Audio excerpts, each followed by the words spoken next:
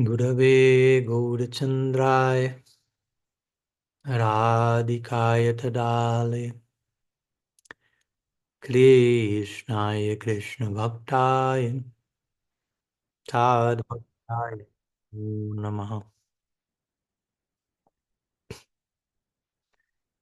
Pranam a todos, bienvenidos y saludos de Sri Govardhan en esta ocasión, Sri Vrindavan Dham, aún en India, por una semana más aproximadamente.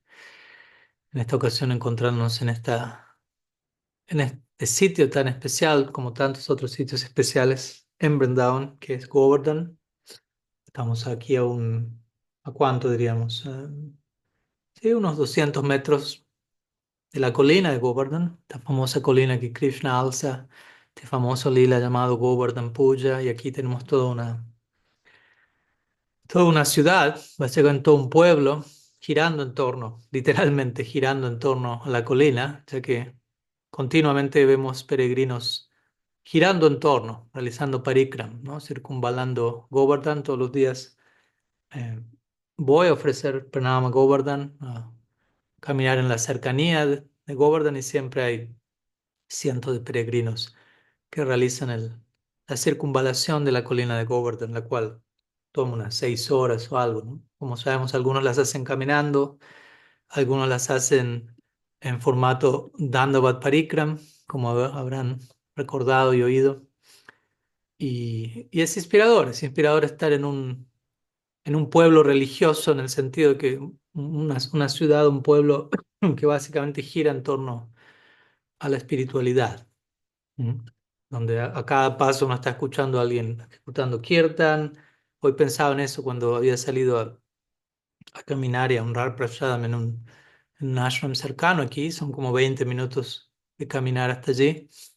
Y en el camino uno puede recibir tantas impresiones devocionales de ese respecto, ¿no? Cantidad de peregrinos ofreciendo reverencias a Govardhan, oraciones, ejecutando kirtan, distribuyendo prashadam a los peregrinos, hay servicios organizados al respecto, etcétera, etcétera. ¿Mm?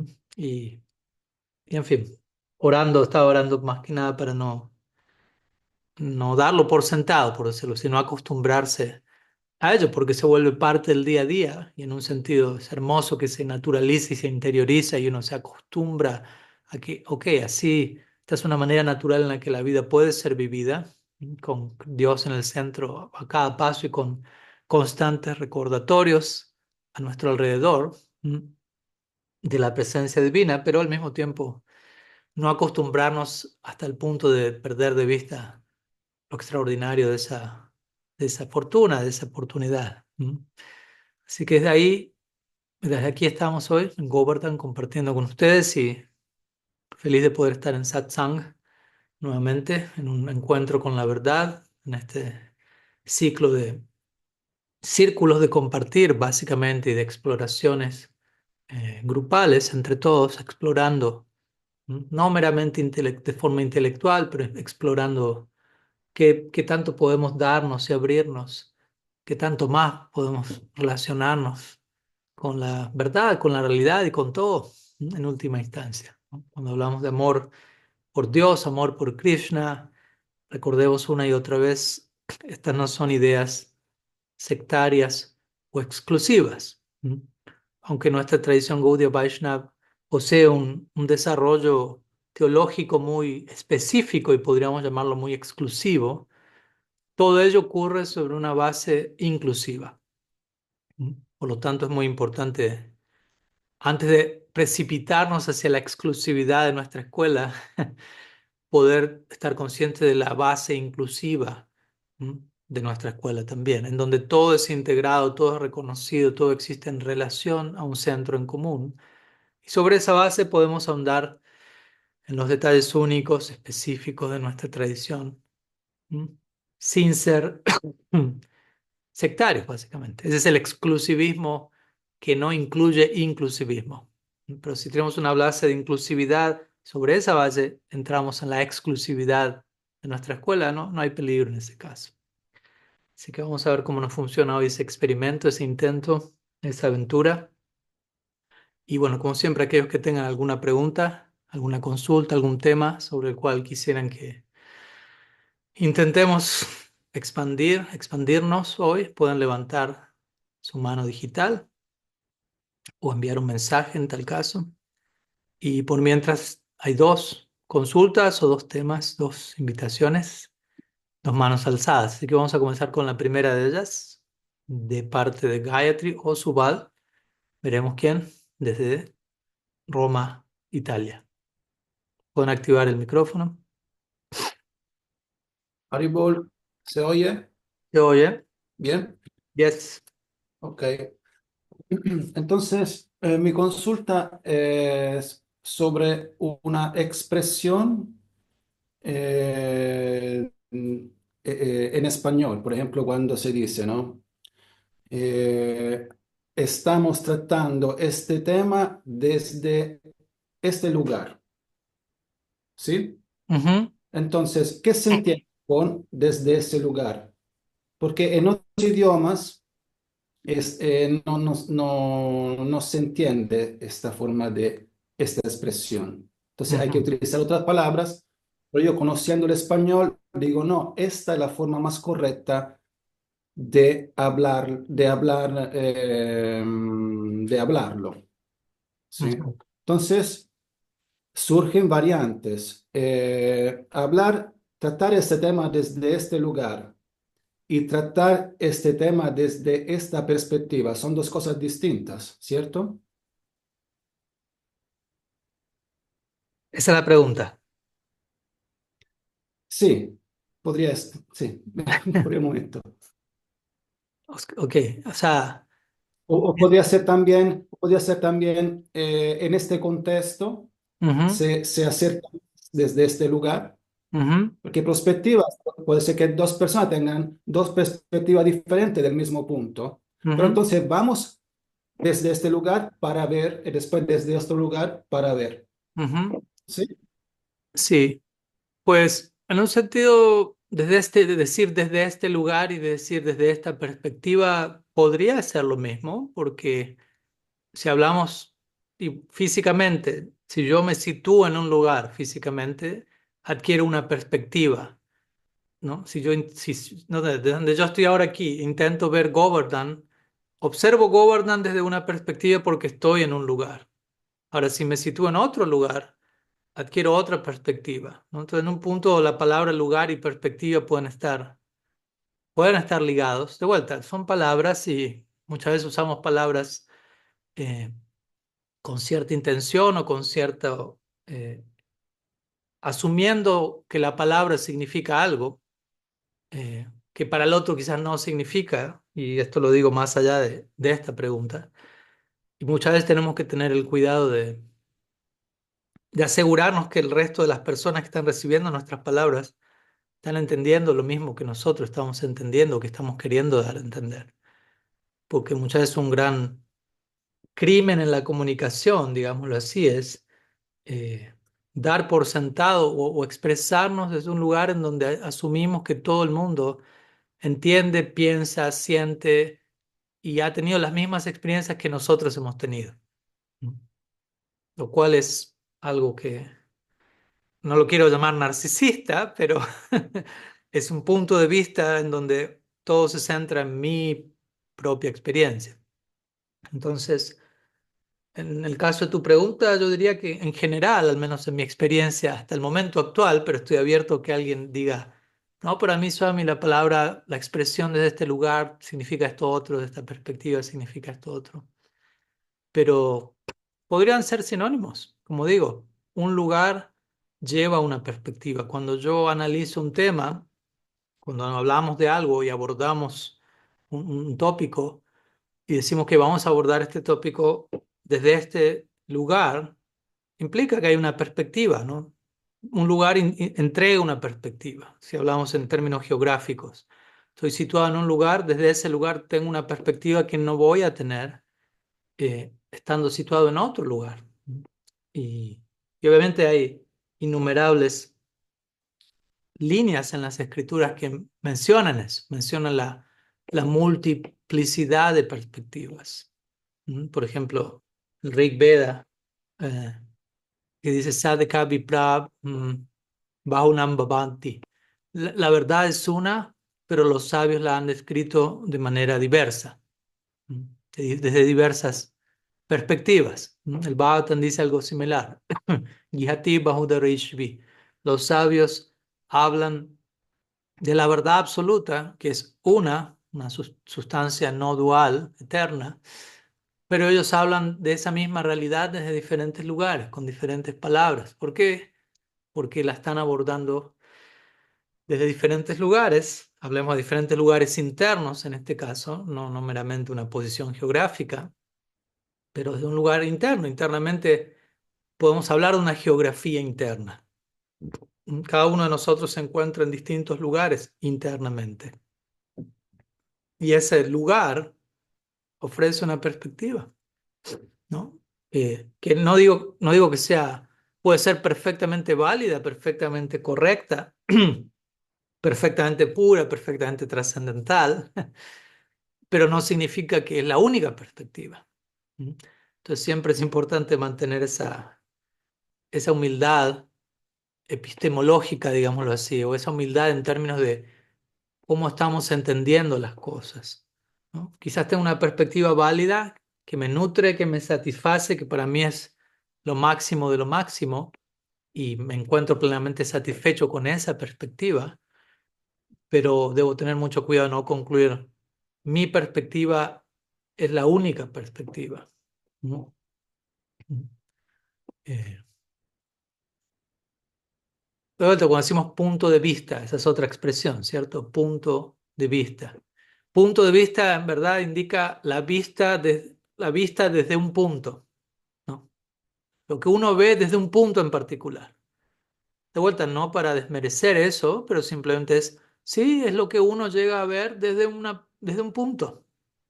Pero la realidad no es un punto, la realidad es una línea infinita, por decirlo de alguna manera, una espiral infinito.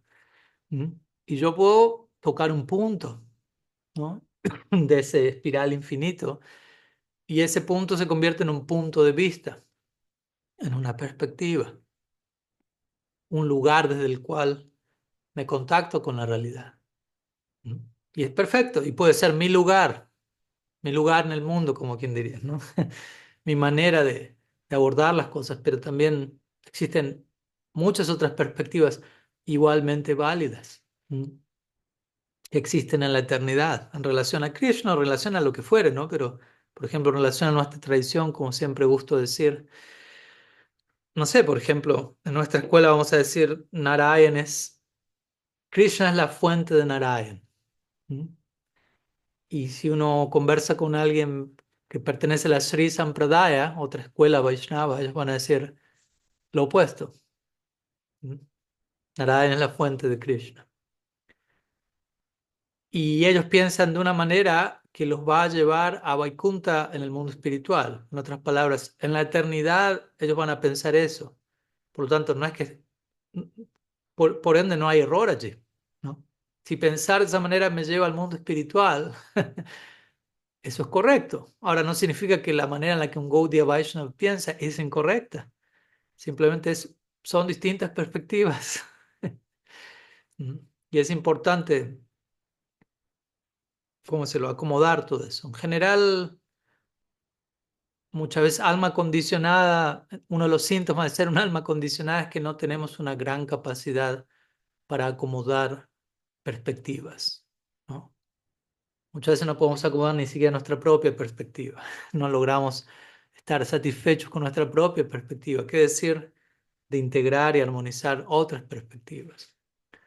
Obviamente hay puntos de vista que son inaceptables porque son puntos de vista que no coinciden con la realidad, ¿no? Si yo vengo con mi punto de vista en donde todo en la realidad está aislado y separado de sí mismo y no hay relación alguna, por lo tanto da igual cómo nos relacionamos con lo que sea. Personalmente considero ese punto de vista inaceptable, ¿no? No concuerda con cómo la realidad realmente es. Pero dentro de cómo la realidad realmente es, existen innumerables puntos de vista. ¿Mm? Y vida espiritual, yo diría, y perdón si me estoy yendo un poco de la pregunta original, pero está de alguna manera ligada. Vida espiritual no solamente es encuentra tu perspectiva y respeta las otras, sino también entiende que con el paso del tiempo tienes que mantenerte cambiando tus perspectivas también, dentro de la perspectiva amplia que uno acepta, por dar un ejemplo, no sé, uno, en mi caso, uno acepta que yo me identifico como un Gaudiya Vaishnava. Ahora, eso no significa que nunca tenga que cambiar mi perspectiva, que nunca tenga que hacer un cambio de paradigma, ¿no? Otra palabra ahí similar, paradigma, ¿no? Una serie de ideas o de conceptos que, a través de los cuales vemos y vivenciamos la realidad. No, vida espiritual significa que va a haber una invitación de manera continua a ir replanteando nuestros puntos de vista, nuestras perspectivas, cambiar. Cambiar. Cambiar implica eso. Vida espiritual tiene que ver con cambio y cambio tiene que ver con no volverme tóxicamente adicto a mi perspectiva sobre la realidad. Porque si me vuelvo demasiado apegado a que las cosas únicamente existen como yo las veo o a yo verlas de esa manera por siempre, no voy a tener muy buenas relaciones ni con los demás ni conmigo mismo. ¿No? Ni con los demás porque los demás van a tener probablemente otras perspectivas, ni conmigo mismo porque con el paso del tiempo yo voy a necesitar modificar mis puntos de vista, madurarlos, profundizarlos, ampliarlos, extenderlos, elastizarlos. ¿Por qué? Porque la realidad también se encuentra en movimiento, ¿no? La realidad, Krishna, todo, llamémoslo como decíamos, se encuentra en un constante movimiento, ¿no? Imaginémonos la idea de un río, ¿no? Que se encuentra en constante estado de flujo, siempre está fluyendo, ¿no? Un río no está estancado. Si el agua se estanca, se echa a perder, ¿no? Necesita continuo movimiento, como dice el famoso dicho, uno nunca se baña dos veces en el mismo río, ¿no? Hay una continua evolución. ¿M? Y desde ese lugar se nos invita a adoptar esa perspectiva, ¿no? Que es una perspectiva que es en constante cambio también. Cuando decimos perspectiva no significa algo eh, estancado, estático, sino extático, ¿no? Dinámico, vivo. Entonces, es una buena expresión y es una buena, ¿cómo decirlo? Es una manera importante de prevenir a los demás cuando nosotros estamos hablando, de calificar nuestras palabras, es decir, bueno, desde esta perspectiva o en mi opinión, que es otra manera de decir, desde mi punto de vista, en lugar de únicamente hablar como si lo que viniera de mí es la verdad absoluta única, ¿no?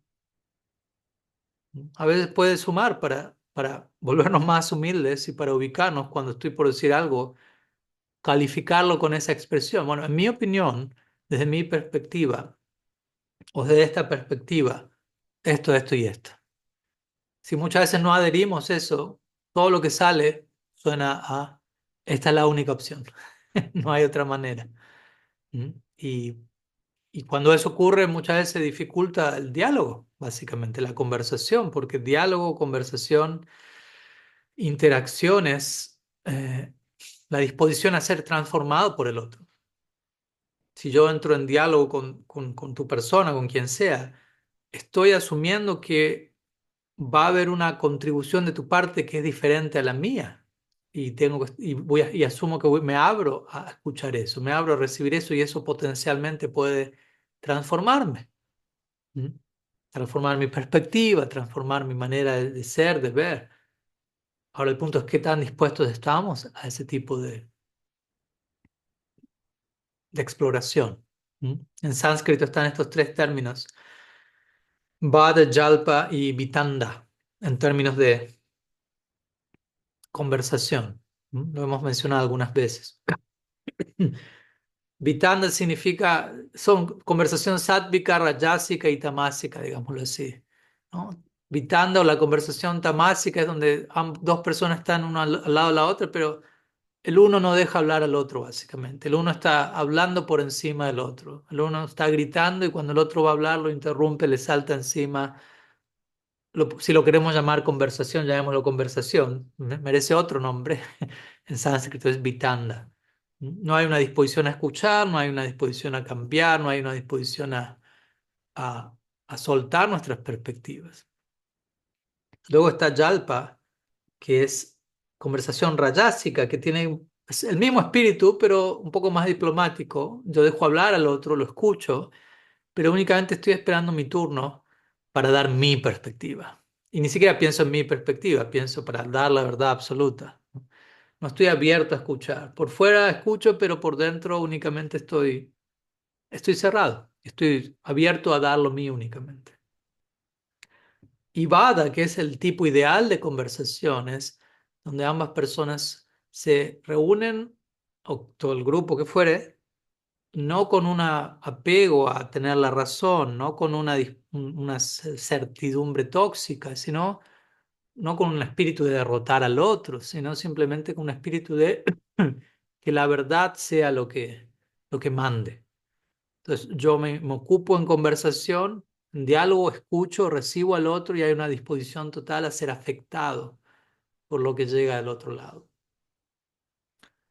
No es tan fácil, no es tan fácil, porque muchas veces lo que llega al otro lado desafía nuestras, nuestro sistema de creencias, digámoslo así. Y muchas veces no estábamos dispuestos a dejar que eso ocurra, básicamente. Incluso en el nombre de lo espiritual, o especialmente en el nombre de lo espiritual, muchas veces se da ese tipo de patrones, ¿no? En el nombre de lo espiritual no tenemos ideas absolutas, ideas últimas sobre lo eterno, sobre lo supremo. Muchas veces quedamos más aferrados a ello que con otras ideas.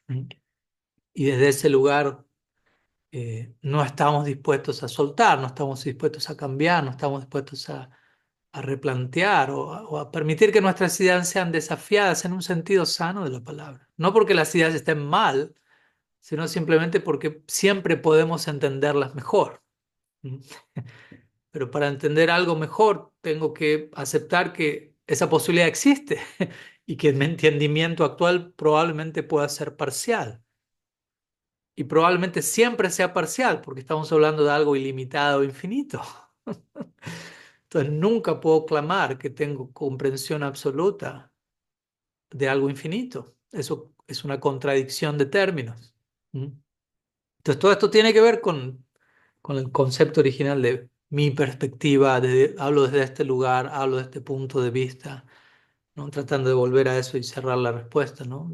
Eh, todo esto para mí es una expresión de humildad, ¿no? No hablamos tanto de humildad en nuestra tradición. Y humildad, de vuelta, no significa simplemente un gesto externo o un sometimiento ciego o dejar de pensar, sino más bien una disposición a una apertura constante. ¿Mm? En estos días se acerca Navidad, especialmente en el mundo occidental, la mayoría de nosotros provenimos desde allí, o todos nosotros. Y obviamente Jesús es una figura influyente profundamente, consciente o inconscientemente a nivel cultural y religioso, y él tiene tantas enseñanzas a este respecto. Una de ellas es esta, donde él dice, a menos que uno sea como un niño, uno no va a poder entrar en el reino de Dios. ¿Mm? Entonces, ser como un niño implica eso, mantener ese espíritu de apertura, mantener esa disposición al asombro, a la sorpresa, ¿Mm? Esa humildad de siempre poder estar, perdón, siempre poder estar aprendiendo. Y en nuestra tradición básicamente promovemos lo mismo. Si lo hacía Madrid, estudiantes para siempre. Perdón, Subal, me tentaste con el puntapié inicial y me fui un poco por las ramas, pero tratando de no perder el hilo original. Pero no sé, dime si sirvió de algo y si tienes alguna otra reflexión o consulta al respecto. Sí, gracias, Maharaj. Posiblemente porque este conflicto en mí surgió debido a que tengo experiencias negativas con la palabra perspectiva, que me Ujú. genera como mi perspectiva, así que yo y tu perspectiva, ¿no? Me Mm, genera esa sensación de separación. En mm, cambio, la palabra desde este lugar no me la genera. Así que creo que esta es ujú. la cosa. Bueno, Tengo que gracias. Sí, sanar esto. Gracias.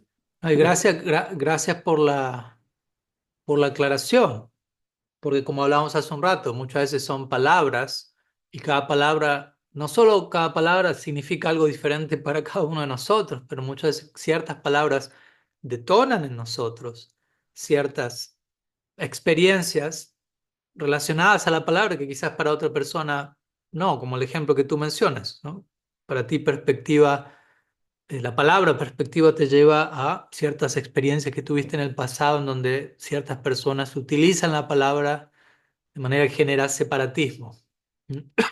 Personalmente no tengo esa experiencia con la palabra perspectiva, entonces yo nunca iría a ese lugar al escuchar perspectiva. Quizás tengo otras experiencias con otras palabras que me llevarían ahí, que a ti no te llevarían ahí. Entonces por eso siempre es importante, aunque suene un poco incluso, ¿cómo decirlo?, básico,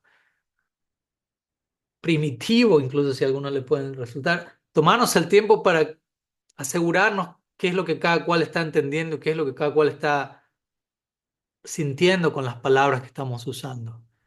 Y si alguien se siente detonado, usemos esa palabra, afectado por cierta palabra, también hay lugar para uno expresarlo, ¿no? Y también hay lugar para el resto acompañar eso y comprender eso. Aunque para mí tal palabra no me detone cierta cosa, para otra persona una palabra detona un sinfín de, no digo que sea tu caso, igual en este caso, pero yo he hablado muchas veces con personas que cierta palabra detona un sinfín de traumas, ¿m? De emociones debido a experiencias traumáticas del pasado. Y obviamente uno no le va a decir a esa persona, bueno, ese es tu trauma no resuelto, lo lamento, yo sigo usando esta palabra. No, uno va a ser lo suficientemente sensible, considerado y compasivo para utilizar otra palabra. ¿Mm? Yo creo que también es una consideración importante a la hora de comunicarnos. Así que gracias por la pregunta y vamos a la siguiente consulta o tema. Antes de ir allí, invito a los que se han estado conectando en estos últimos minutos, si alguien más tiene una pregunta, ya que no tenemos muchas más por ahora, si alguien tiene alguna otra consulta o tema, algo que quieran compartir o consultar o extender, levantan su mano digital o envían un mensaje y la vamos a estar abordando en unos minutos. Así que vamos con Paul. Adelante, puedes activar el micrófono. Hola, buenas noches, reverencias para todos. Buenas noches. Bueno, no, prefiero, prefiero a veces escribir porque se me hace difícil como que conversar en público, pero voy a tratar de no tener tantos lapsus, entonces Mm, disculpen cualquier cosa. Bueno, usted hizo una publicación hace unos días de em, de alguien que está en el camino cristiano y hablaba, se estaba cuestionando con relación a dejar su tradición y hablaba de los sesgos de confirmación. Entre los sesgos de confirmación estaba el sesgo económico o de dinero. mm, Entonces, eso me hizo pensar un poco que nosotros muchas veces, creo que la mayoría de personas vivimos tomando decisiones en contra de nuestra naturaleza, de nuestra psicología como solamente por tratar de sobrevivir sin amor propio, tal vez. Y entonces creo que eso tiene que ver un poco con que no nos sabemos dignos y de hecho como que nos creemos indignos y entonces está reflexionando un poco sobre la dignidad. ujú, eh, y, y creo que la dignidad nos damos nosotros mismos en primer lugar. Creo que somos amados, obviamente. En- siempre, siempre incondicionalmente, pero cuando quisiera escuchar un poco a ustedes una reflexión, una exploración al respecto de la dignidad, cuándo somos dignos, cuándo somos indignos, mm. eso es básicamente lo que quisiera pedir o decir. Ok. Gracias. Gracias por la pregunta, Paul. Sobre la dignidad. De vuelta, es una palabra, como veníamos hablando en relación a la pregunta previa, una palabra, dignidad, pero qué es lo que cada uno entiende por esa palabra también puede diferir en cada caso, ¿no? Muchas veces entendemos por ser digno haberme ganado algo por mi propio mérito, ¿no? A través de cierto esfuerzo me vuelvo digno de. ¿No? Entonces, hay una manera de entender la palabra digno desde ese lugar, pero personalmente para mí la palabra digno habla de algo más profundo en relación a lo que tú también mencionas, y en este caso personalmente elijo relacionarlo con con lo más profundo posible, con la idea más profunda posible relacionada a ser digno, porque de vuelta podemos interpretar digno de la manera más superficial posible. Ahora, el desafío siempre es cómo interpretar digno o cualquier otra palabra de la manera más profunda posible, ¿no?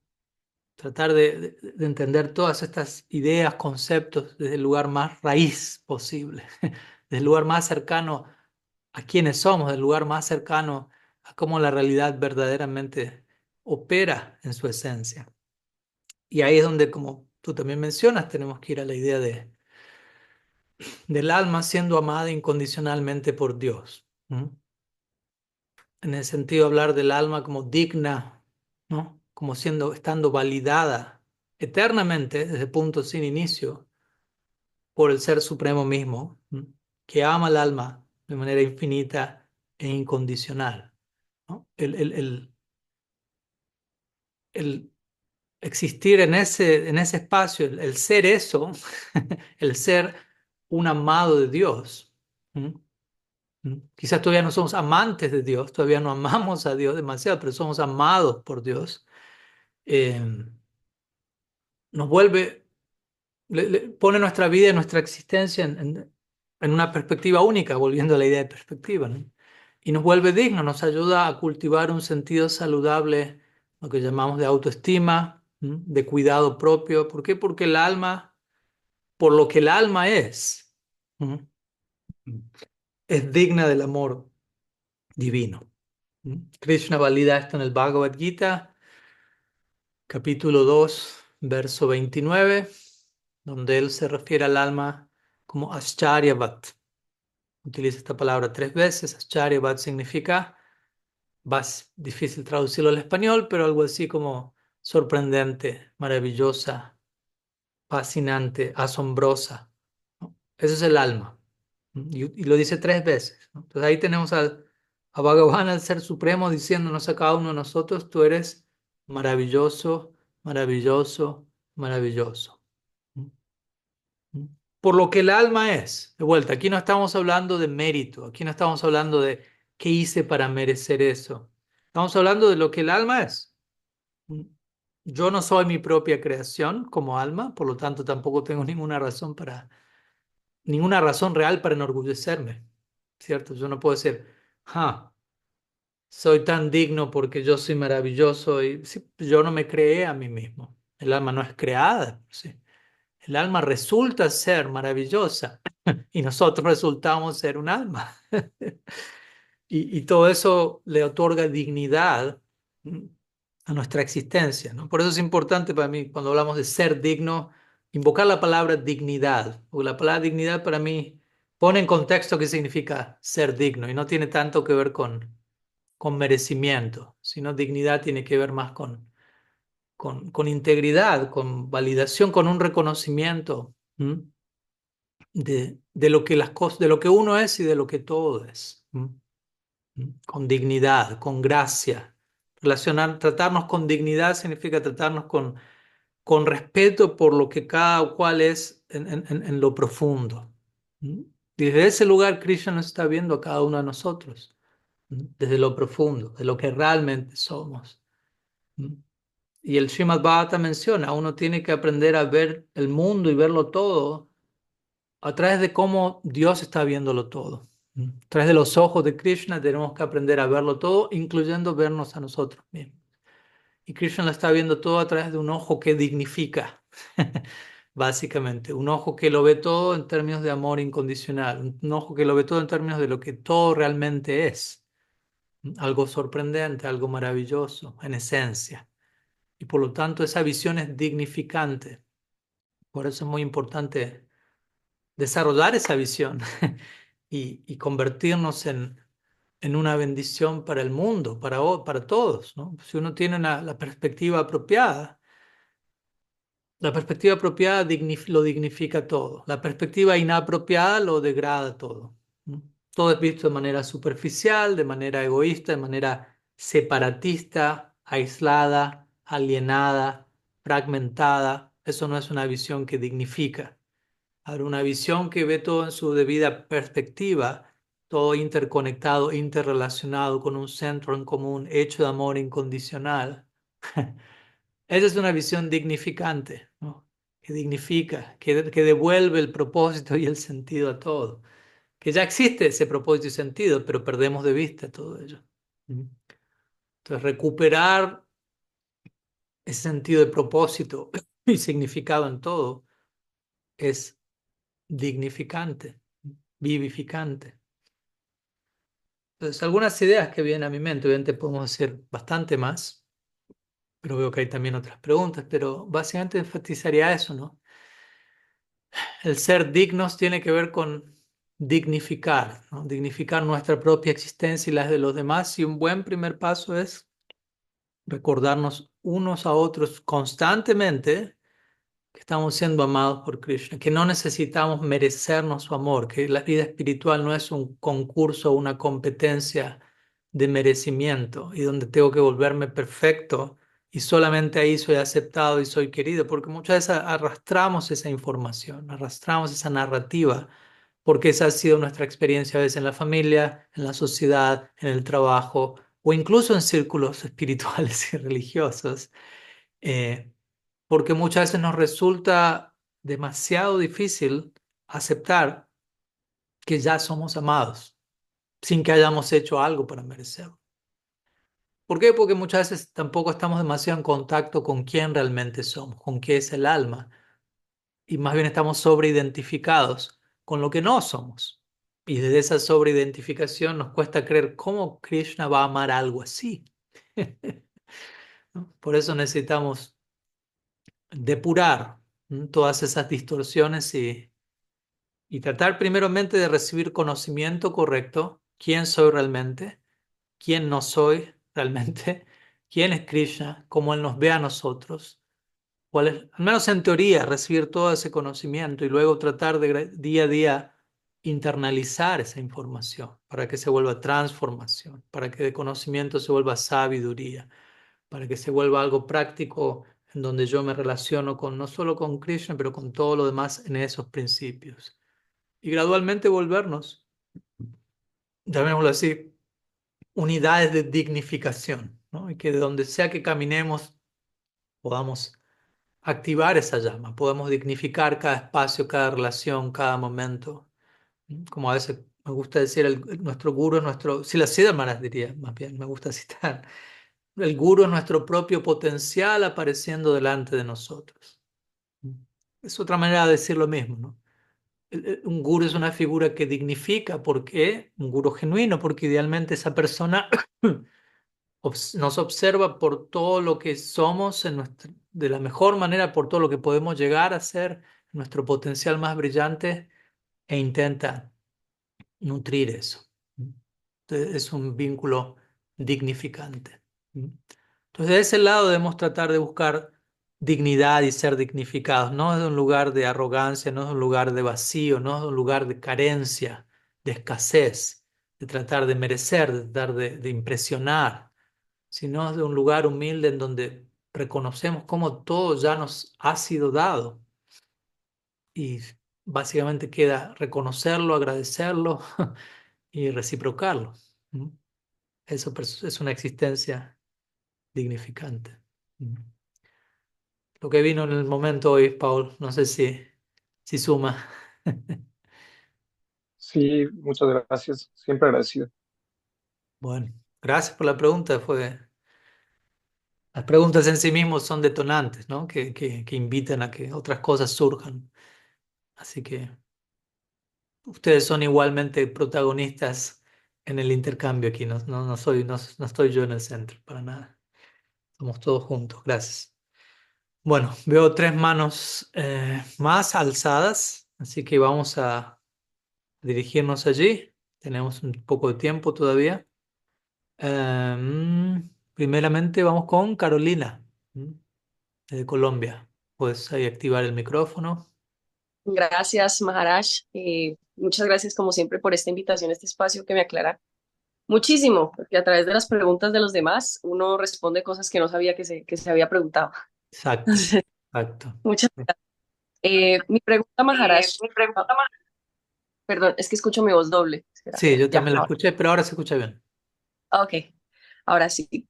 Eh, Desde que he comenzado en este camino por querer conocer más del Bhakti, al cambiar mis hábitos y al cambiar la perspectiva en muchas cosas de nuestro día a día, hay personas que se han acercado a mí curiosas, como queriendo explorar y también iniciar este camino. Yo me siento muy orgullosa de que a través de este camino nosotros podamos sembrar una semilla en las personas, pero a veces yo no me siento en posición de responder preguntas que se me hacen. Entonces, a veces, a través de nuestras afirmaciones o a través de nuestro ejemplo, podemos detonar incluso preguntas más profundas que a veces uno no sabría cómo responder. En esencia, eh, uno como que entiende, pero no sabría cómo responder a esas preguntas.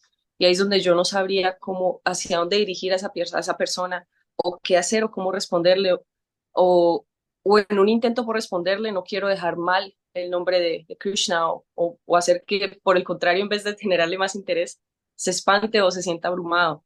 Entonces, en estos días estaba yo en una conversación y decía, entonces yo explicaba, eh, desde mi perspectiva, desde lo que he aprendido, que Dios está en absolutamente todo. Ujú, Dios está, y eso lo dicen en muchas religiones, pero en la profundidad de que Dios realmente está en las situaciones que nos incomodan, en las personas que no nos gustan, o en lugares que pensamos que ahí está la maldad o está el diablo o algo así, ¿no? Dios está en absolutamente todo. Y la persona me pregunta, entonces Dios está en las personas que matan, en las personas que roban, en las personas que violan. Eh, y yo sé que la respuesta está en que Dios está en sus almas, mas no está en esos actos, diría yo, desde mi perspectiva, sino que esos son actos que no tienen conciencia. Pero yo no respondo eso, sino que digo, no, esta pregunta déjasela a un maestro o déjasela a alguien que te la pueda explicar, porque yo no sabría qué hacer. Más no sé si lo que estoy haciendo en ese momento está bien, o qué debería hacer cuando surgen ese tipo de preguntas que yo no sé responder. mm. Bueno, gracias. Gracias por la pregunta, Carolina. Y bueno, aprecio tu actitud en cuanto a cómo tratar de representar lo que has recibido del Bhakti ante otros, porque sí, naturalmente eso ocurre, ¿eh? Uno recibe un regalo, como tú dices, uno recibe una semilla, esa semilla es plantada en el corazón de uno, siguiendo la analogía que Sri Chaitanya da en nuestra tradición. Uno comienza a regar la semilla, empieza a salir un brote, empieza a salir una flor, empieza a haber aroma en esa flor, por seguir la analogía, y otras personas se empiezan a sentir atraídos al aroma de esa flor, se empiezan a acercar a uno percibiendo ciertas cualidades, ciertos cambios, y ellos viéndose atraídos a desarrollar ello, y hay obviamente un intercambio y hay preguntas, y sin uno pensarlo, uno está representando la tradición de alguna manera para esas personas. No lo digo como algo para que uno se sienta abrumado y quiera escapar, porque es algo hermoso y es una manera de extender lo que bendijo la vida de uno y puede bendecir la vida de otros, pero como tú dices, es importante también, como ya veníamos hablando, tener la humildad de reconocer, bueno, hasta dónde uno conoce, hasta dónde uno experimentó la tradición, hasta dónde uno puede hablar. Y obviamente hasta dónde uno puede hablar y debe hablar. Debe hablar en el sentido, no a la fuerza, pero cuando se presenta la oportunidad, no es que no se puede decir nada hasta que uno no alcance la iluminación última o algo. Uno puede compartir en la medida de lo que uno ha aprendido, de lo que uno ha experimentado, siempre de este marco que venía mencionando también, con la humildad de decir, bueno, esto es lo que, mi entendimiento, lo que he aprendido, ¿no? Nunca desde un lugar de asumiendo que uno entendió todo perfectamente y que le está dando a la otra persona la versión más refinada posible. No necesariamente, ¿no? Entonces, como compartir ese tipo de perspectivas. Y cuando nos encontramos con alguna pregunta que realmente supera nuestro entendimiento o preguntas que nunca nos hicimos y que alguien nos hace la pregunta a nosotros y uno dice, wow, qué buena pregunta. Nunca me la hice, pero ahora me doy cuenta que me la debería haber hecho, ¿no? Me acuerdo, esa fue mi experiencia cuando leí el Bhagavad Gita por primera vez, hace 25 años atrás. Yo venía con muchas preguntas existenciales y sin lograr encontrar respuestas satisfactorias para mi necesidad en ese momento. Y cuando leo el Bhagavad Gita comienzo a sentir una respuesta tras otra a cada una de mis preguntas, pero no solo eso, sino me empiezo a encontrar con respuestas a preguntas que nunca me había hecho, pero al leer las respuestas a las preguntas me doy cuenta, uy, me debería haber hecho esas preguntas también, son muy importantes. Pero hasta que alguien no me presentó esa pregunta o la respuesta a esa pregunta, no se me ocurrió llegar allí, ¿no? Entonces a veces llega por un libro, llega por otra persona y siento que es importante, y esto no te lo digo solo a ti, incluso me lo digo a mí y se lo digo a cualquiera. A veces hay preguntas que nos hacen que no las sabemos responder, ya sea por falta de conocimiento, por falta de experiencia. Y también es saludable saber decir no sé por momentos, ¿no? Digo esto porque muchas veces cuando alguien, sobre todo cuando alguien está más en una posición, digámoslo así, como la mía, donde uno está, es como un orador y figura pública y autor y es conocido por dar conferencias. Con esto no estoy diciendo que soy mejor que nadie, simplemente son algunos de los rótulos que a veces lo acompañan a uno. Se puede generar esta peligrosa, ¿cómo decirlo? Este apego a mantener a siempre tener una respuesta para todo, porque uno es conocido por responder preguntas. Entonces, se supone que puedo presentar cualquier pregunta y el Swami es una máquina de respuestas. Y es importante saber cuándo decir no sé. O incluso si logro decir algo, incluso al final poder también terminar con un no sé. O sea, dije esto, pero no estoy tan seguro, o dije esto, pero tanto más puede ser dicho que escapa a mi comprensión. O estoy diciendo esto, pero intuyo que hay tanto más por decir que por el momento me supera. Así que no puedo llegar ahí, pero estoy dando esto, pero estoy recibiendo un indicio, un vislumbre de que hay tanto más, pero todavía no he llegado ahí. Siento que es, es una manera de protegerse a uno mismo, de recordarse a uno y a los demás dónde es que uno está y no tratar de pretender ser más de lo que uno es, por decirlo así. Porque ese peligro siempre existe, especialmente en la vida espiritual muchas veces empezamos a ponernos esa máscara, ¿no? Fuera de un círculo espiritual muchas veces nos ponemos distintas máscaras y en la vida espiritual a veces una de las máscaras es mostrarnos a los demás como más elevados de lo que realmente somos, tratando de impresionar, probablemente porque no nos aceptamos a nosotros mismos demasiado todavía. No estamos conformes con quienes somos y necesitamos ser más. Entonces, una de las maneras de ser más es siempre tengo una respuesta a toda pregunta. No puedo decir no sé. Si digo no sé, ¿qué van a pensar de mí? Se me va a caer la audiencia. Voy a perder seguido. ¿Quién sabe qué, no? Entonces, siento que es sano y saludable cuando realmente no sé, decir no sé. ¿Mm? Como alguien, me recuerdo una vez alguien le preguntó a Srila Prabhupada, uno de nuestros maestros, que es considerado por la mayoría, por todos, personalidad de lo más iluminada, avanzada, le preguntaron algo, creo que fue, una pregunta técnica, ¿quién es el Yuga Avatar de la era de Treta Yuga? Y él dijo, no sé, próxima pregunta. Y ya, no se enredó. No considero que tampoco que era un gran problema no saber ciertas cosas. Así que eso por un lado. Y por último, obviamente, de todas maneras, sí, si la pregunta es obviamente ¿cómo decirlo? Importante viniendo de otra persona y yo no me encuentro en la capacidad de responder satisfactoriamente, ¿sí?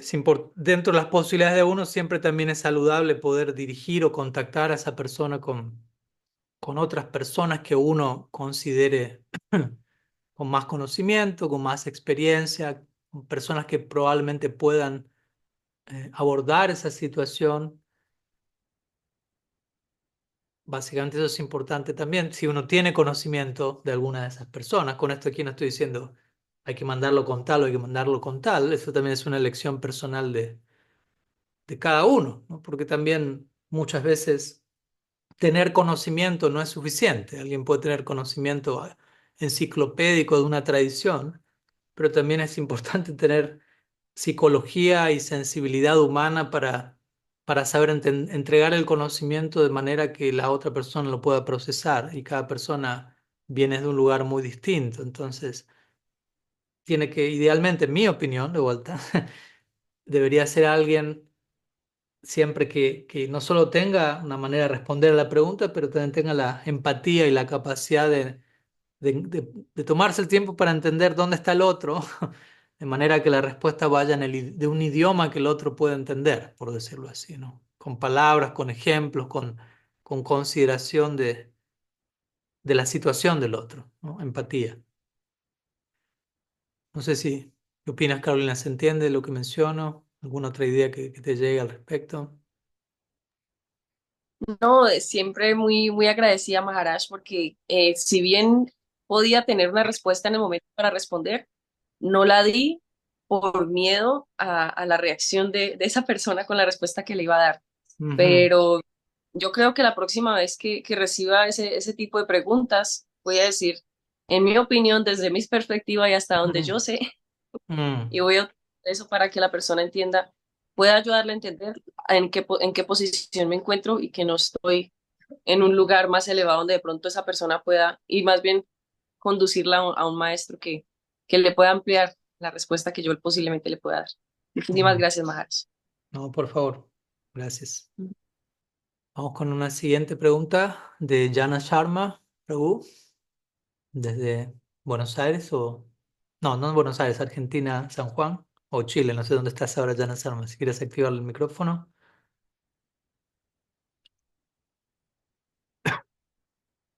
No te escuchamos, ¿eh?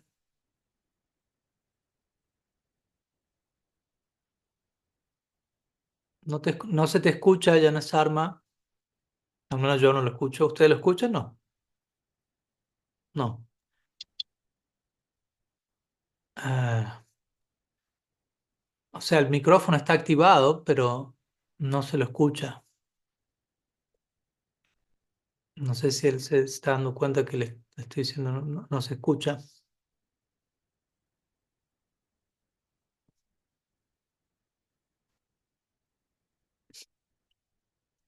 En todo caso, Yana Sarma, si no te funciona el micrófono o algo, quizás puedes enviar la pregunta por escrito.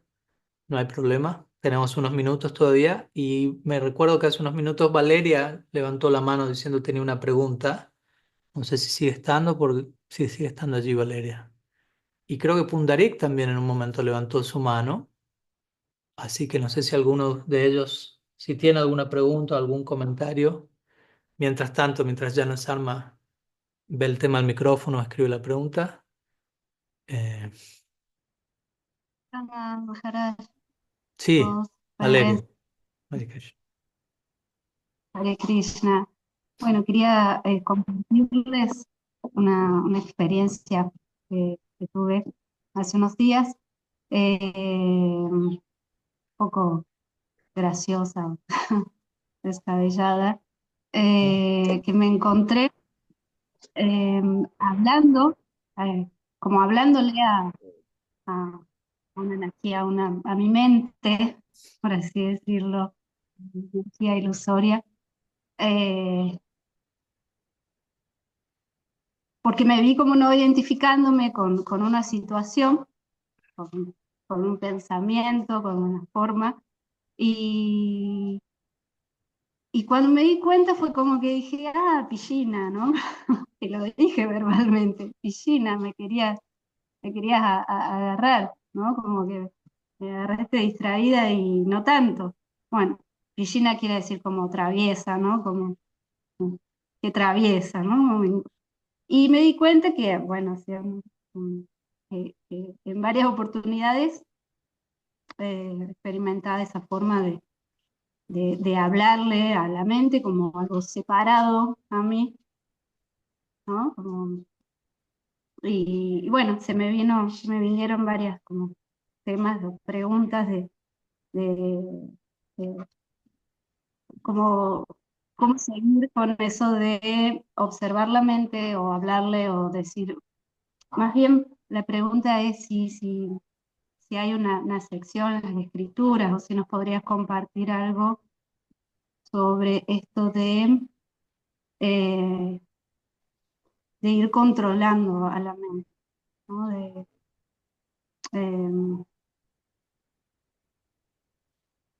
de ir siendo como si más consciente de lo que va sucediendo allí o qué cosas eh, encaminarla, digamos. Y también se me vino eh, el pensamiento, ¿no? La, la pregunta de cómo está conectado esto de si hay una conexión entre este control y el desarrollo de la rendición o de la humildad, ya que es nuestro proyecto individual y colectivo. Entonces, si hay una conexión, una relación, si hay eh, diferentes formas también bueno, son muchas preguntas, me va a salir muy caro, Y si hay vamos a... diferentes formas oh, de ujú. ¿Formas ¿no? de qué? Y cómo va transformándose o sea, hay diferentes formas de humildad, el desarrollo de la humildad, ¿no? Como, Quizás ahí ya nos estamos yendo para otras preguntas. Tal vez mejor concentrarnos en la primera parte para mantener el foco y vemos dónde. cómo, Ujú, cómo ir estructurando, estructurando, sería así, encaminando los movimientos de la mente. ujú. eh, y si hay lugar para una conversación, digamos, como una tercera persona con respecto a la mente, ¿no? Mm, Eso. Bueno, gracias por la pregunta. Sí, podríamos ir, hay lugar, si es algo que a uno le suma en su proceso, hay lugar para uno dirigirse a la mente como si fuese una entidad. De hecho, Srila Raghunath Goswami hace exactamente eso en su famosa obra Manasiksha. Manasiksha básicamente se traduce como instruyendo a la mente y son 11 versos, 11 o 12, en donde él básicamente le habla a su mente, ¿no? Y le intenta dar siksha, ¿no? Instruir a la mente para que se vuelva la mejor amiga en última instancia. ¿Mm? Desde un punto importante que Krishna establece en el Bhagavad Gita, ¿no? Sexto capítulo, verso 6, donde él dice, la mente controlada es nuestro mejor amigo, la mente fuera de control es nuestro peor enemigo. Entonces, allí él está dejando en claro el potencial va en ambas direcciones. No es que la mente en sí es malvada o está pervertida por naturaleza. Es cómo nos relacionamos con ese instrumento que va a determinar si la mente es nuestro peor enemigo o nuestro mejor amigo. Algo que personalmente he notado, no en todas partes, pero en muchas partes de nuestra tradición, es que muchas veces enfatizamos demasiado la mente como nuestro enemigo y hablamos de la mente en términos negativos. Y entiendo el punto, que en el momento actual la mente puede estar demente y queremos tomar conciencia de eso, pero no olvidemos que, de vuelta, la mente tiene el potencial de volverse mi mejor amigo. Entonces, ¿cómo puedo hacer? El desafío es, la pregunta es, ¿cómo hago? Imaginémonos que uno tenga un peor enemigo en su vida. Ojalá que no lo tengan, pero imagínense uno lo tenga. Krishna el Gita dice, peor que eso es la mente de uno, fuera de control, fuera de control. Es el peor enemigo. Ahora, él está diciendo, el desafío es volver a tu peor enemigo tu mejor amigo. Es un desafío. Mm. Eh, entonces, mi punto es, si hablamos si insistimos demasiado en que la mente es algo negativo, probablemente estamos volviendo a la mente algo negativo cada vez más. Entonces debemos como reprogramarnos para a la hora de hablar o pensar de la mente, ir primeramente al potencial positivo que la mente tiene, como un instrumento, como una herramienta. En última instancia, aunque podemos hablar con la mente persona como si fuera alguien, técnicamente hablando, la mente no es una persona, ¿no? No tenemos una otra persona allí. La mente es un elemento de nuestro cuerpo sutil, de nuestro cuerpo psíquico. ¿Mm? Y dependiendo cómo lo alimentemos, va a responder acorde. ¿Mm? Personalmente gusto dar el ejemplo del estómago. Tenemos el estómago de nuestro cuerpo físico y la mente sería el estómago de nuestro cuerpo psíquico.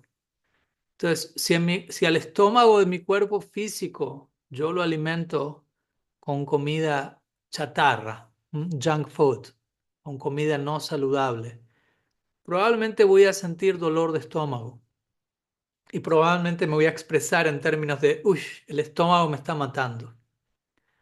Pero no es que el estómago me está matando, no hay nadie, no hay una persona ahí dentro llamada estómago que está atacándome con mala intención.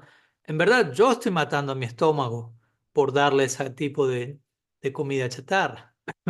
Y el estómago responde en conformidad. El estómago reacciona para indicar mi maltrato hacia el estómago. ¿Mm? ¿Se entiende? De la misma manera, la mente es el estómago del cuerpo psíquico. ¿Con qué estoy alimentando a mi mente? ¿Cuáles son las impresiones que yo estoy incorporando a través de mis diferentes sentidos que van a parar a la mente? La mente es como el computador que administra y procesa toda la data que llega. ¿Qué le estoy dando? ¿Junk food? ¿O estoy dando contenido orgánico? O una mezcla, obviamente, muchas veces. Y si yo estoy dirigiendo a mi mente impresiones chatarra, por seguir el ejemplo, voy a sentir que la mente me está matando, así como yo diría el estómago me está matando, cuando en realidad uno está matando el estómago. Si yo digo la mente me está matando, en realidad yo estoy matando mi mente. En realidad la mente, en un sentido podríamos decir, aunque Krishna dice la mente puede ser el peor enemigo, en verdad lo que se está diciendo es uno está siendo el peor enemigo de su mente en esos casos. ¿Mm? Al enviar a la mente información no deseada, al incorporar impresiones, ideas eh, no saludables, tóxicas, perspectivas no sanas. ¿Mm? Entonces, lo digo como para uno también tomar responsabilidad en este trabajo y no simplemente victimizarnos diciendo, uy, la mente me está haciendo esto, como si fuese alguien más y yo estoy sufriendo las consecuencias de ese gran enemigo. No, no. Entonces, por eso para nosotros mantra implica no solamente el canto del mantra, la palabra mantra significa trascender la mente. Y trascender la mente no significa rechazar la mente. Porque recordemos, la mente puede ser mi mejor amigo. No necesito rechazar a mi potencial mejor amigo. Trascender la mente significa cambiar mi mente. Como hablamos al comienzo, cambiar perspectiva, cambia tu ángulo de visión. ¿No? Incorpora nuevas impresiones, incorpora nuevas ideas, incorpora nuevas perspectivas de ti mismo, de los demás. Es un proceso gradual, obviamente, toma tiempo y todos ya estamos en ese proceso. Y yo creo que en la medida que generamos debidos hábitos de vida, de que elegimos guiar nuestra vida con cierto conocimiento, ciertas ideas nobles, dignificantes, como estábamos hablando hace un rato, naturalmente todo eso empieza a tener un impacto en nuestra mente, en la voz interna y lo que empieza a resonar por dentro. De vuelta, es un proceso gradual, pero si hacemos nuestra parte, si hacemos nuestra tarea de no alimentarnos con comida chatarra, por decirlo así, sino con conocimiento, con ideas dignificantes, la mente responde a eso y se va adaptando. No es algo moldeable, la mente es algo que se adapta, que se transforma. Si queremos hablar en términos más científicos, ellos van a hablar más del cerebro, pero también de la cualidad elástica o moldeable del cerebro en base a hábitos que generamos, prácticas. eh, entonces, básicamente esa sería la manera, ¿no? No hay magia al respecto, es simplemente un cultivo diario en donde reconozco cuáles son aquellos valores o prácticas o hábitos que me dignifican, volviendo al tema previo, y los incorporo y los vuelvo parte de mi vida, aunque en un comienzo probablemente encuentro oposición para ello, no porque la mente es mala, sino porque no estoy acostumbrado a eso y generé hábitos en otra dirección, y los hábitos que generan en otra dirección crean un momentum, crean un impulso que no es tan fácil de tenerlo en un momento y modificarlo, pero ahí se requiere entendimiento, comprensión, determinación, esfuerzo, obviamente oración y gracia divina. Y gradualmente todo eso ocurre, ¿no? Vamos desarrollando nuevas impresiones, nuevos samskaras, nuevos vasanas, nuevos hábitos, y eso va modificando nuestro sentido incluso de la personalidad, cómo nos vemos a nosotros mismos, cómo vemos a los demás, cómo vemos el mundo. Adoptamos perspectivas, como digo, dignificantes, saludables, y cuanto más todo eso ocurre, la mente se vuelve más y más nuestra mejor amiga. ¿Mm? Entonces, en última instancia, eso es bhakti. Bhakti es ocupar la mente, ocupar los sentidos al servicio de Krishna, tener pensamientos nobles, deseos nobles, ideas nobles, dignificantes. ¿Mm? Eh, Hay tantas oportunidades para ello, ¿no? Tenemos que ser creativos al respecto también. Sí, que algunas ideas al respecto, Valeria. No sé si suma. Quizás no me puedo extender con el tema de la pregunta sobre la humildad. Ya quizás se nos hace un poco tarde y veo que Guido tiene una pregunta. Quizás la podemos dejar para la semana que viene, esa pregunta, ya que es una pregunta importante también. Muchas gracias. Muchas gracias, Maharaj. Muy, muy, muy clara su respuesta y me viene una frase que había escuchado donde, donde se focaliza la mente, allí fluye la energía. Me Ujú, había quedado. Y importante dónde se focaliza la mente, ¿no? Digamos, no esto de vaciar la mente o dejarla a un lado, sino ujú, dónde uno pone el foco, ujú, sí fluye la energía. ujú, Energía, ¿no? ujú, Eh, una energía que vibre alto o bajo. Así que, ujú. bueno, muchas gracias. Gracias, Muy gracias. importante. Gracias. Bueno, veo que Guido tiene una consulta, así que podemos ir allí. Eh, Jai adelante. Maharaj, Un reverencias. gusto. Reverencias. Un gusto verte. Hola a todos.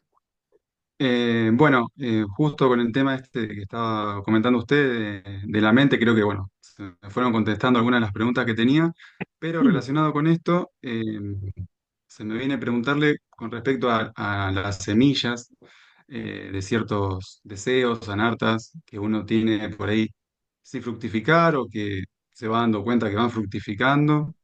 Eh, Bueno, básicamente, ¿qué hacer por ahí en esos casos?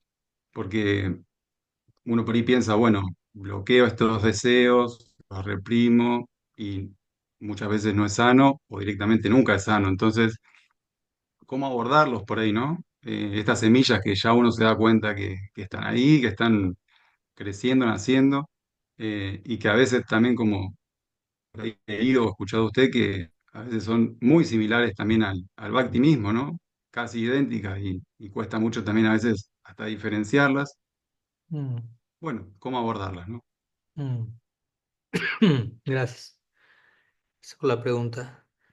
Pues, obviamente, comenzaste la pregunta hablando acerca de deseos y luego usaste la palabra anartas y obviamente hay lugar para hablar en esos términos, pero también siento es importante separar en el sentido de que tener un deseo no es necesariamente una anarta. Eh, Anarta significa, digo esto porque igual usamos palabras y a veces qué significado le damos a las palabras, ¿no?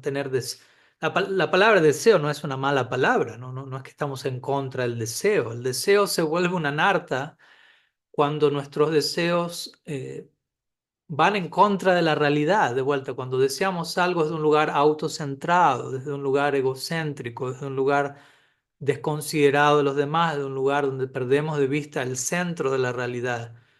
Ahí hablamos de anarta. Pero sí, y anarta, interesantemente, significa, arta significa algo valioso, dharma, arta, riqueza, algo valioso, y anarta significa un falso sentido del valor, ¿no? Falsa riqueza, como algo donde yo proyecto un sentido de algo valioso, pero en realidad no es valioso. ¿Mm?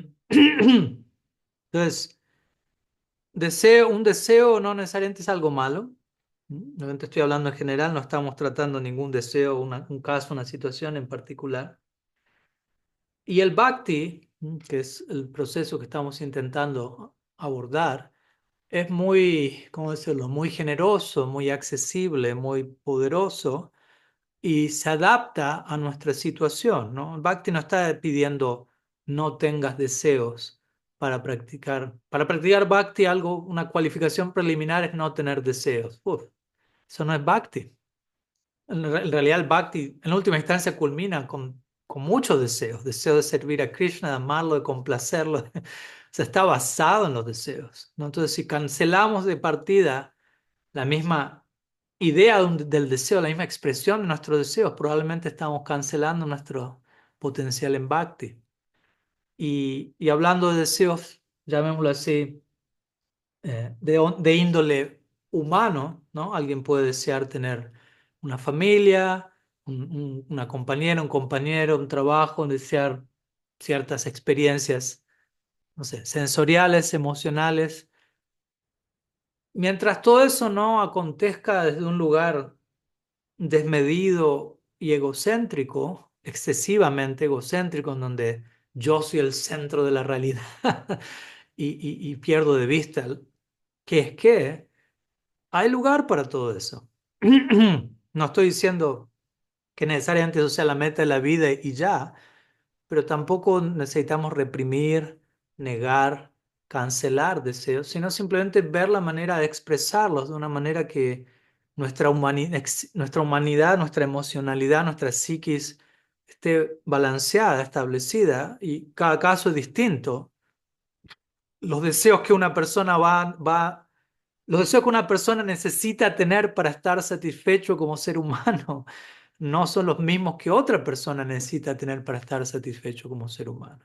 Entonces, cada cual debe encontrar reconocer su adhikar, como diría el Bhattan. Su adhikar janista saguna parikirtita. Reconocer el propio adhikar, mi propia situación actual, mi propia mente, mi propia psiquis, mi propia condición humana con mis capacidades, mis limitaciones. En este caso, en este capítulo, reconocer eso y obrar en conformidad es verdadera virtud, dice el Srimad Bhattan. El Bhagavad Gita mismo no promueve, escapa todo eso. Arjuna estaba tratando de hacer eso, ¿no? Representándonos a nosotros, Arjuna, ¿no? Escapar del campo de batalla y vivir una vida de un asceta. Pero él no tenía esa naturaleza, por ende él no tenía ese deseo naturalmente, era evasión espiritual. ¿Mm? Entonces, si hay deseos, obviamente tenemos que tener claro que, de vuelta, hay deseos, podemos necesitar satisfacer ciertos deseos, hay ciertos deseos que podemos, ¿cómo decirlo?, seguir adelante sin necesidad de satisfacerlos. Y tengo que también tener ese discernimiento. ¿Cuándo puedo seguir adelante y no necesito embarcarme en un proyecto de satisfacer ciertos deseos que realmente sé que no me van a sumar, sé que me van a distraer, sé que pueden afectar a otros negativamente? ¿Para qué ir allí? ¿No?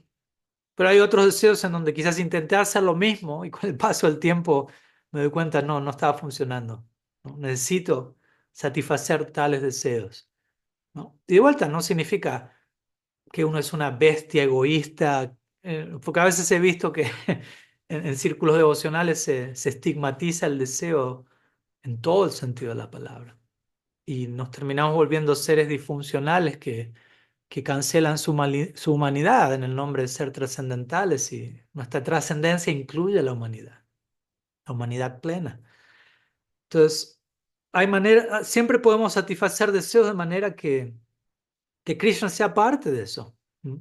Que la realidad más amplia sea parte de eso, que no esté únicamente limitado. Yo tengo este deseo y lo quiero satisfacer a toda costa sin importar nada ni nadie. Ahí es donde hablamos de algo que no es saludable. Pero de otra manera, ¿por qué no? Krishna en el Bhagavatam le dice a Uddhava, ofréceme lo que, o a la hora de ofrecerle algo a Krishna, le dice, ofréceme lo que a mí más me gusta, Krishna dice, o ofréceme lo que a ti más te gusta. Entonces Krishna está validando que nosotros tenemos ciertos gustos y eso implica que nosotros tenemos ciertos deseos. Él no está cancelando esa posibilidad, ¿no? Y quizás tenemos ciertos deseos que sabemos no son los deseos, el deseo más trascendental y profundo pero también necesitamos satisfacerlos por esta etapa de nuestra vida y está bien, y hay lugar para eso. Quizás sabemos con el paso del tiempo probablemente eso ya no va a ser necesario, pero en esa etapa lo necesito satisfacer, soy un bebé, soy un niño. Necesito jugar, necesito tener chupete, chupón, como le dicen, necesito tener mi juguete, hacer ciertas cosas. Con el paso del tiempo ya no necesito eso, pero en esa etapa lo necesito. Y si atravieso todo eso de manera saludable, no excesiva, no extrema, no tóxica, cuando llegue el momento para pasar a una siguiente etapa, voy a soltar eso, voy a cultivar algo diferente, superior, idealmente, y así sucesivamente, ¿no? Entonces, Krishna dice en el Bhagavad Gita, Param Drisya Nivartate, cuando uno prueba un gusto superior, uno puede soltar aquello que no es tan superior. Y hay hay ilimitados niveles de todo eso. Entonces tampoco debemos volvernos neuróticos acerca de, sé que lo que estoy deseando no es lo superior, lo más elevado. Siempre habrá algo más elevado, siempre. ¿Mm? Entonces tenemos que ser balanceados, ser honestos, ser sinceros con nosotros mismos y no ir a ningún extremo, no engañarnos a nosotros mismos y a otros en el nombre de, no, estoy siendo balanceado conmigo y satisfaciendo mis deseos de manera balanceada y en realidad no estoy siendo balanceado, me estoy pasando de la línea y me estoy distrayendo y me estoy volviendo tóxicamente autocentrado. Puede ocurrir, sabemos que tenemos un gran potencial para ir para allí y a veces en nuestro tratar de satisfacer ciertos deseos, con el tiempo nos damos cuenta, hoy me pasé de la raya aquí.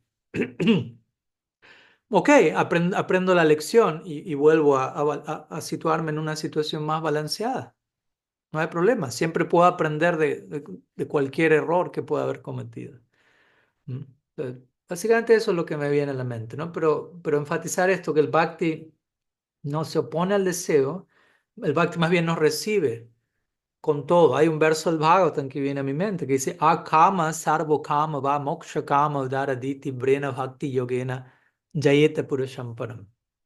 Kama en sánscrito se traduce, significa deseo. Este verso dice, akama sarvo kama va moksha kama. Dice, sea que uno sea akama, que no tenga ningún deseo, sea que uno sea sarvo kama, que uno tenga todos los deseos, o moksha kama, sea que uno solamente desee liberarse de todos los deseos, o cualquier otra situación entre medio de todo eso. El Bhattan dice, uno debe adorar a Krishna, uno debe dirigirse al Ser Supremo. En otras palabras, Krishna nos recibe desde donde estamos como estamos y podemos ir a Él con todo eso, ¿no? Llenos de deseos, con algunos deseos, con pocos deseos, con un deseo, con ningún deseo. Eso es secundario, dice el Bhattan. Lo importante es, conéctate con el centro. Y el resto va a ir acomodándose con el paso del tiempo, en la medida que uno se vaya conectando. ¿Mm? Pero sí, ¿no? El deseo en sí no es algo malo. Eh, el mantener este cuerpo no es algo malo. O sea, uno tiene deseo de ir al baño, no tiene deseo de comer, no tiene deseo sexual. No es que la actividad sexual es algo malo. Todo puede ser expresado de un lugar que dignifique, de vuelta, que nos mantenga como seres humanos balanceados, que nos ayude a cultivar intimidad emocional con otros, con nosotros mismos. Y todo eso nos cualifica, si es hecho debidamente, para entender de manera más profunda qué significa una relación de amor, una relación espiritual. No, no es que son dos cosas que se oponen unas a la otra. Hay posibilidad de integración. No sé si suma, Guido, ¿qué opinas? ¿Algo que quieras Sí, Maharaj, muchísimo. compartir? Sí, yo lo que pensaba por ahí era como que mi reto mayor por ahí está en qué punto, hasta qué punto darle cabida, ¿no? Al Ujú, deseo hasta que no se pasa de la ujú, raya, como usted decía recién.